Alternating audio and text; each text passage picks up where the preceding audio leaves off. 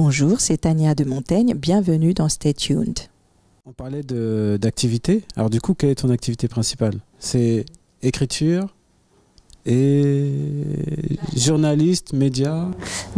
Enfin, là, le truc, c'est que comme je te disais, moi, je ne suis ou à la télé ou à la radio que quand j'écris pas. Et là, en fait, j'ai la chance, parce que ça s'est trouvé comme ça, d'avoir eu plusieurs livres qui m'ont occupée. Et puis, surtout, en fait, le livre donc, sur Claudette Colvin, qui s'appelle Noir, qui est devenu une pièce. Donc, qui sera l'année prochaine au Rond-Point. Et en fait, cette pièce, le metteur en scène qui a lu le livre, il a été là avec une vision, j'ai une vision, qui s'appelle Stéphane Fuenquinos. Et donc, il m'a dit, non, mais moi, je sais très bien ce que je veux faire, mais il faut que ce soit toi qui porte le texte, sinon, ça n'a aucun intérêt. Bon. Là, j'ai dit, bah non, en fait, je te propose de demander à quelqu'un dont c'est le métier. Et en fait, il m'a dit, bon, on va trouver un dispositif, tout ça. Et donc, en fait, je lis sur scène. Et voilà, donc, on a créé ça l'année dernière. Et puis, ça fait... ça aussi, c'est un autre biais vachement bien. L'idée que ce soit sur scène, puis il a fait une super belle scénographie, il y a des projections, il y a de la musique, c'est génial. Et ça fait que là, les fois où j'ai joué, il y avait dans la salle des gens qui n'étaient jamais allés au théâtre, des élèves en lycée pro, et puis une assoce qui s'occupe de jeunes adultes réfugiés. Et donc, ça permet encore d'aller... Moi, ce que je veux, c'est qu'on discute et qu'on échange, quoi. Ouais, qu'on réfléchisse, qu'on se dise, ah bon, mais attends, mais comment ça se fait? Qu'est-ce que c'est que cette aventure et tout?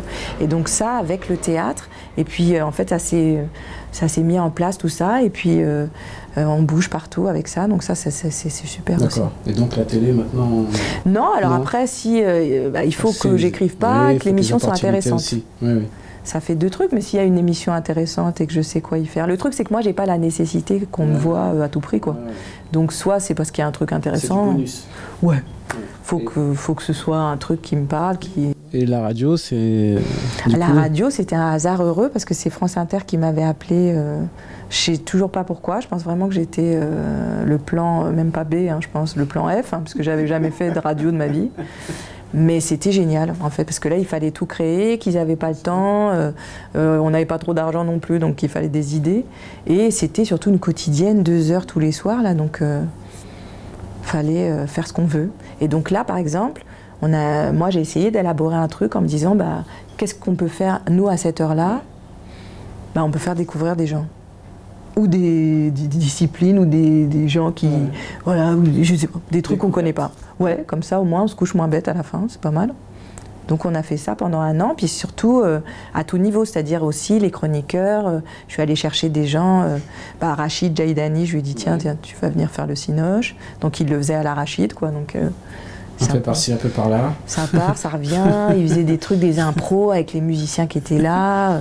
Enfin voilà, quoi, il inventait son espace et en fait je suis allée chercher que des gens comme ça. Donc c'était super, j'ai adoré, mais vraiment c'était un truc... voilà, puis après c'était un boulot de fou quand même. Parce que, il faut préparer.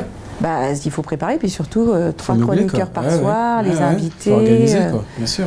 Donc je suis sortie de là, j'étais rincée quand même. Donc j'étais contente d'écrire et d'être peinarde chez moi.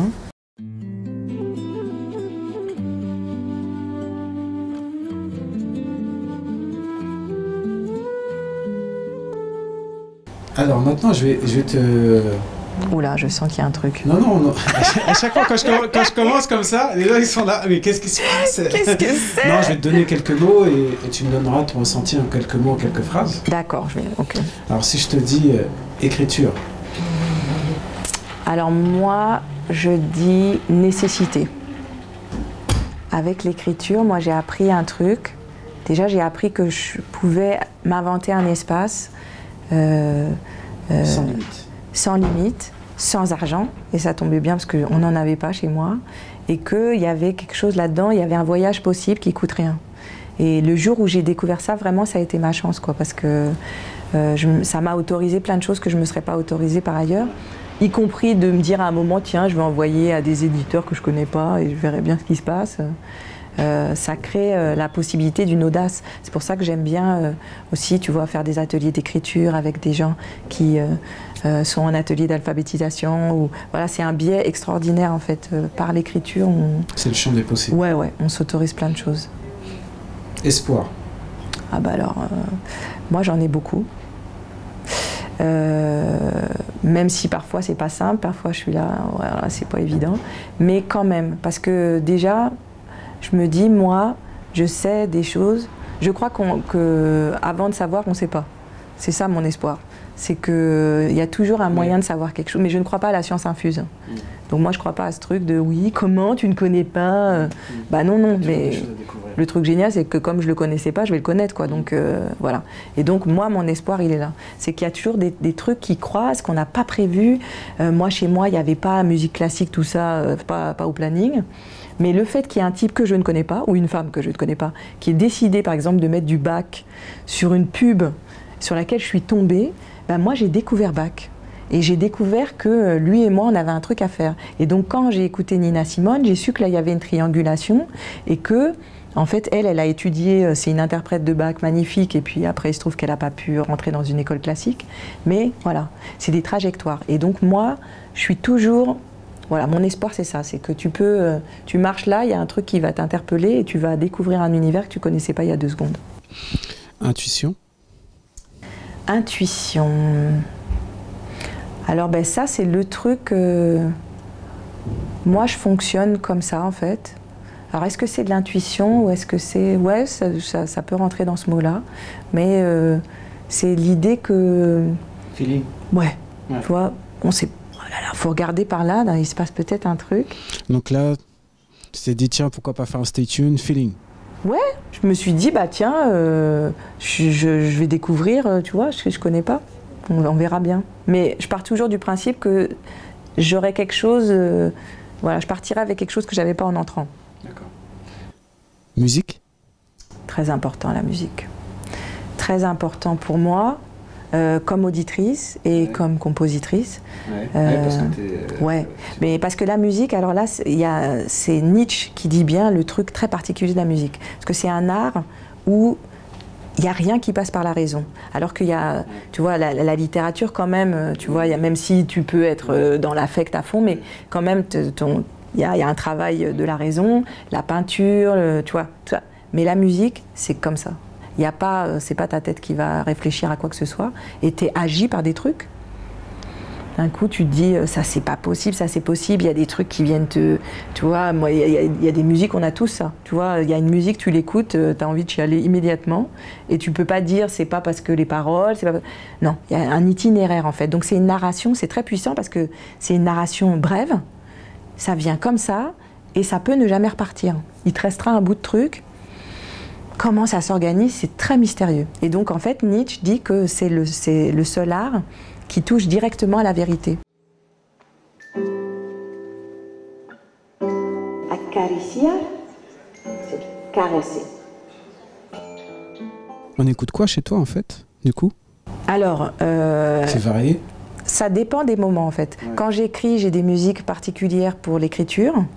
Alors soit c'est des musiques qui viennent répondre quand je suis en train de travailler sur un truc qui sont là-dedans, donc qui me permettent de continuer à être dans mon trajet, ou alors elles viennent m'accompagner, mais donc en général il n'y a plus de paroles, on va rester que sur l'instrument. Et puis là en fait comme ça y est, j'ai le droit de... Parce que quand j'écris, j'ai pas trop le droit de lire, enfin je ne m'autorise pas, sauf des choses dont j'ai besoin. Et la musique, c'est des choses aussi qui viennent pas trop me chercher, parce que sinon, là, moi, je pars, tu vois, donc faut rester. Et là, quand j'ai fini, là, c'est la fête, là. Donc, on relit, Et là, les musiques, bah, là, en ce moment, je suis... attends, qu'est-ce que j'ai... Je suis tombée sur des trucs...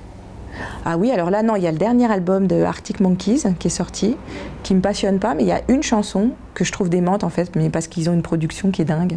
Ils ont un travail, déjà la section rythmique, elle est démente. La basse et la batterie, c'est impressionnant.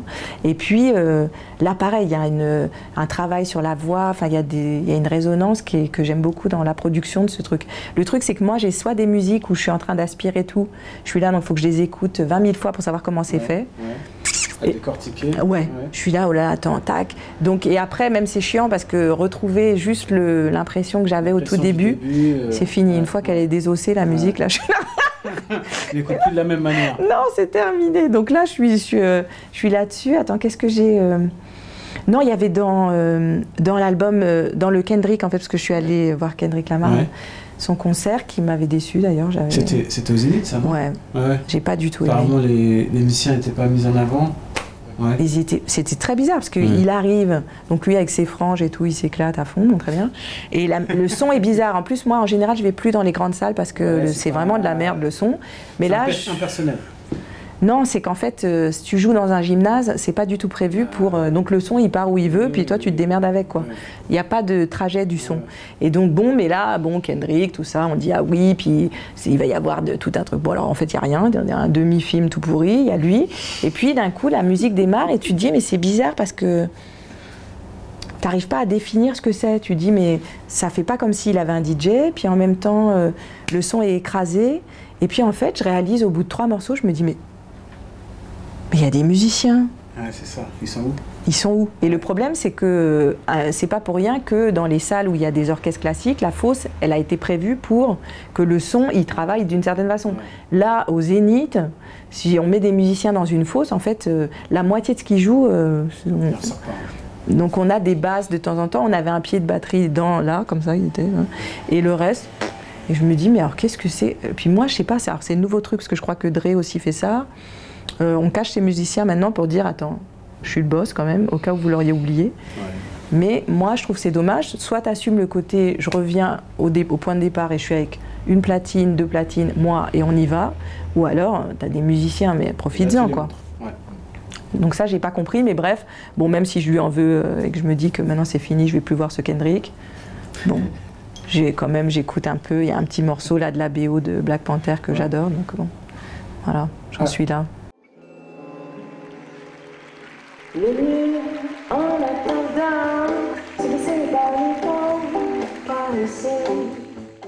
Alors l'autre mot c'est télé. Alors ça fait très longtemps que j'en ai pas fait de la télé, hein. Et non, parce que moi vraiment, en plus j'ai eu la chance d'apprendre ce que j'ai appris, je l'ai appris avec des gens qui posaient la question de savoir ce qu'on fait en fait. C'est pas d'être à la télé, c'est oui, mais t'es venu pour dire quoi? Pour faire quoi? Pour dire quoi? C'est quoi ta nécessité en fait?